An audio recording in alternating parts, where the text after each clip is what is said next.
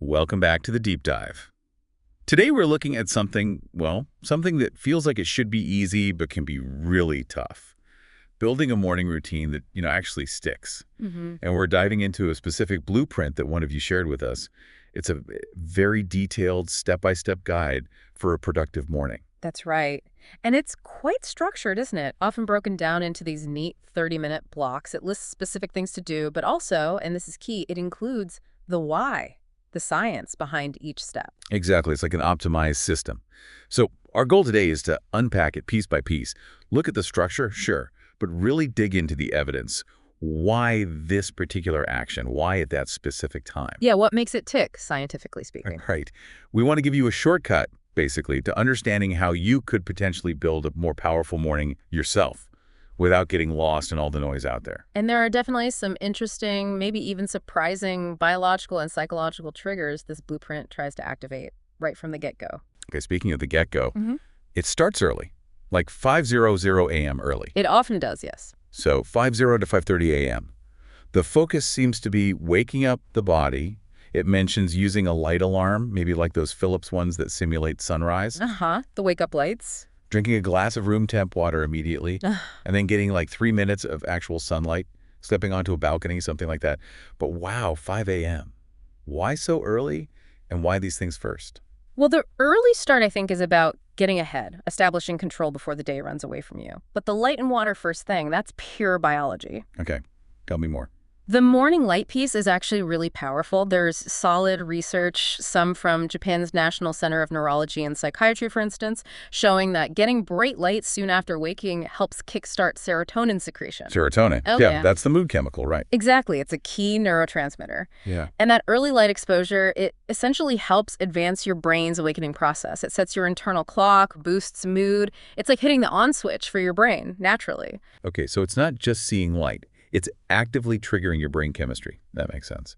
And the water seems basic. Basic, but crucial. Think about you've just gone, 7, 8 hours without fluids?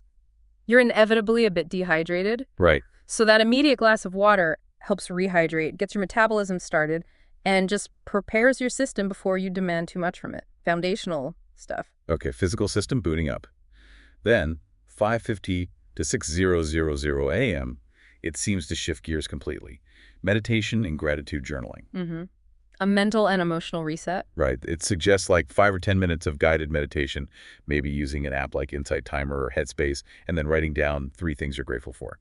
Simple things mentioned are like family health, good food, a clear sky.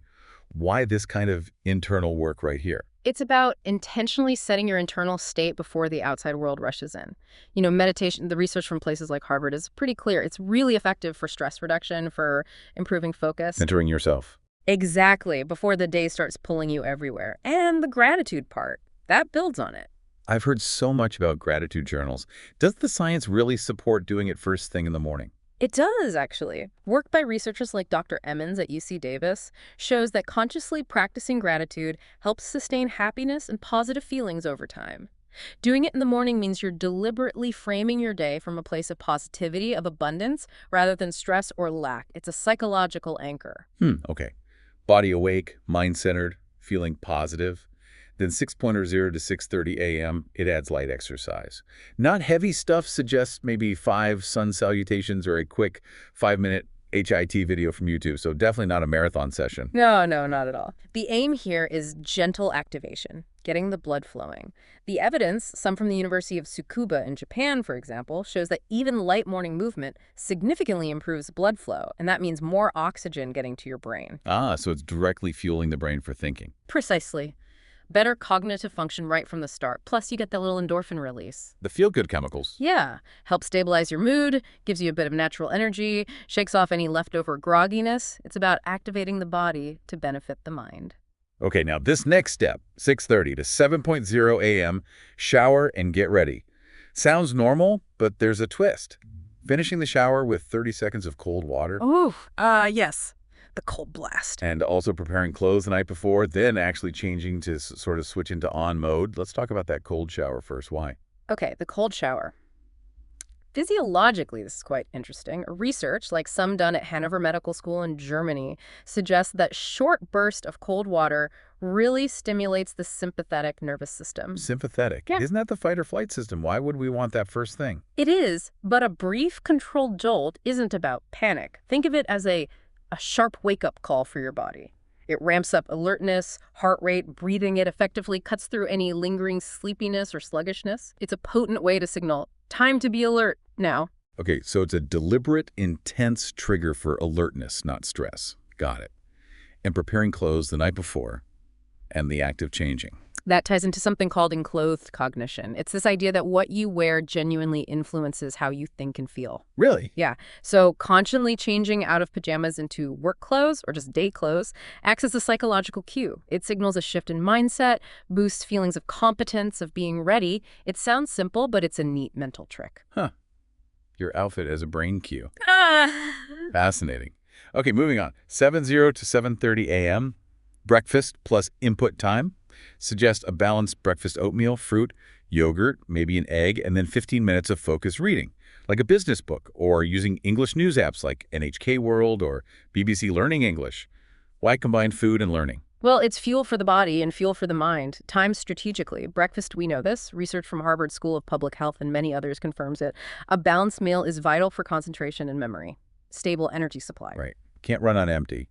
And the reading specifically in the morning. The thinking here, according to the source, is that your brain is often freshest in the morning. Less cluttered, before the day's chaos hits. So using that window for intentional learning, reading something purposeful, not just scrolling, leverages that peak cognitive state. Makes sense. Feed the brain when it's most receptive. Okay, final block in this blueprint. 7:30 to 8:000 a.m. Task organization and goal confirmation. Setting the day's direction. Yeah. It says write down your top 3 most important tasks. Use a notebook or an app like Notion or Todoist. And then ask yourself this specific question. What kind of day would today be if it went well? Right. This step is all about engaging the brain's executive function. Research from places like Princeton shows that consciously setting goals like this at the start of the day really helps direct your focus and mental resources. You're essentially telling your brain what's important for the next few hours. In just 3 tasks. Seems quite focused. It's intentional. It helps combat decision fatigue. By deciding the absolute priorities up front, you free up mental energy later for doing the work, not constantly deciding what work to do next. Okay, and that question, what kind of day? That's a form of positive mental priming. It orients your mindset towards the outcome you want, towards success. It frames the day proactively. Wow. Okay, laying it all out like that, step by step, with the why behind it. You really see the logic. It's not just random good habits, is it? It's an integrated system. Exactly. Designed to optimize your physical state, your mental clarity, your emotional state, right from the moment you wake up. Understanding the mechanisms makes it much more compelling, I think. Yeah, definitely.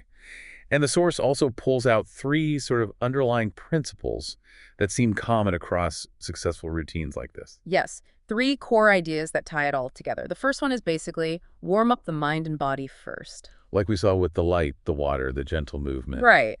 Prepare the ground before you plant the seeds, so to speak. Don't jump straight into complex stuff. Okay, prepare to run. Don't just sprint from a cold start. What's principle 2? Principle 2 is about control. Specifically, controlling information, emotions, and your time to start what it calls a self-led day. So the meditation, the gratitude, choosing what you read, setting priorities. Exactly. It's about being proactive, not reactive. Starting the day on your terms, based on your intentions, not just responding to whatever pops up first. Taking charge from the beginning. Got it. And the third one? The third principle is about creating automaticity of thought and also allowance or leeway, the Japanese concept of yoyu, through these conscious routines. Automaticity. So making it a habit so it takes less effort. Yes.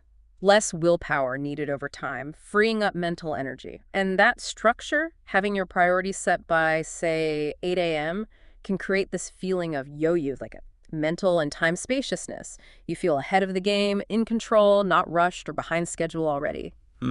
Yo-yo. I like that. Using routine to create freedom, not restriction.